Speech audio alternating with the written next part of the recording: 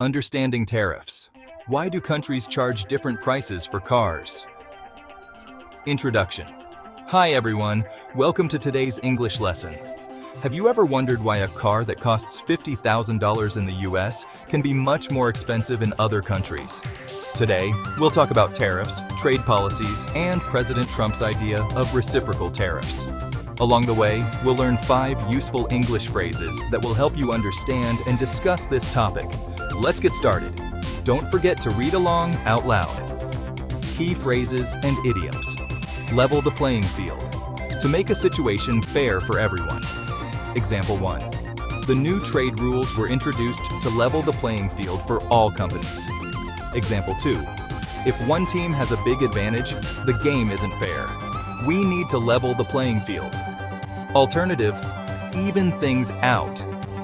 Example, the teacher gave extra help to the weaker students to even things out. A double-edged sword. Something that has both positive and negative effects. Example 1. Lowering tariffs can be a double-edged sword. It helps consumers but may hurt local businesses. Example 2. Technology is a double-edged sword. It makes life easier but can also make us lazy. Alternative, a blessing and a curse. Example, social media is a blessing and a curse. It connects people but can also spread false information. Put your money where your mouth is. To support your words with action. Example 1. If the government wants to support local businesses, they should put their money where their mouth is and reduce foreign competition. Example 2. He says he cares about the environment, but he drives a big truck. He should put his money where his mouth is. Alternative. Actions speak louder than words. Example. Instead of just talking about helping, he donated money. Actions speak louder than words. Hit the nail on the head. To describe something exactly right. Example 1. When he said high tariffs make imported cars expensive, he hit the nail on the head. Example 2. She hit the nail on the head when she said the company needs better customer service. Alternative, spot on. Example, your answer was spot on. That's exactly right. Tip of the iceberg, a small part of a bigger problem. Example 1. High car prices are just the tip of the iceberg. Trade policies affect many industries. Example 2. The recent layoffs are only the tip of the iceberg. The company has serious financial problems. Alternative, just scratching the surface. Example, the report just scratches the surface of the problem. Now that we know these phrases, let's look at how tariffs affect car prices around the world. President Trump believed in reciprocal tariffs, meaning that if a country charged high taxes on American goods, the US should do the same to their goods. For example, let's compare the cost of a $50,000 car.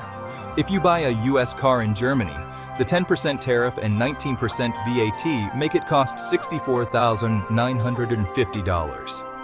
EU member states charge 10% tariff and between 19% to 27% VAT tax. If you buy a German car in the US, the 2.5% tariff makes it $51,250.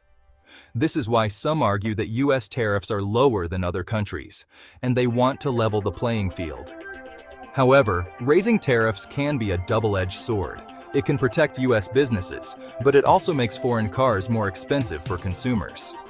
President Trump said, "Put our money where our mouth is if you believe in free and fair trade." These other world leaders believe it is fair now, but if you look at the data, it doesn't show that at all. Let's analyze some real-world effects. Some car manufacturers move their factories to other countries to avoid tariffs. This can be the tip of the iceberg. When one industry changes, it affects many others, like steel production and transportation jobs. So, is raising tariffs always the best solution? It depends. Some people hit the nail on the head, saying tariffs protect that country's jobs. But others argue that it makes cars and other goods too expensive for the average consumer. Tariffs are a double-edged sword. They can help one group while hurting another. President Trump wanted to level the playing field by utilizing reciprocal tariffs, but other countries will respond by raising their own tariffs. This will lead to a trade war, where each country tries to protect its own industries. This situation is just the tip of the iceberg when it comes to global trade and economics.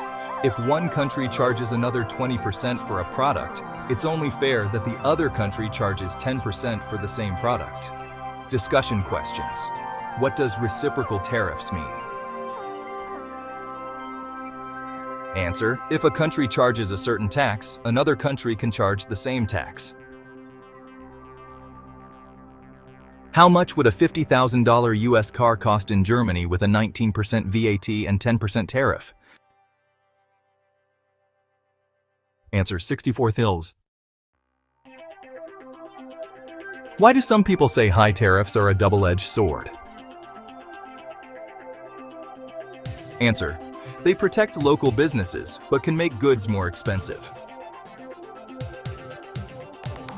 Do you think it's fair for a $50,000 car made in the EU to cost $51,250 in the USA, while a car made for $50,000 costs at least $64,950 in the EU?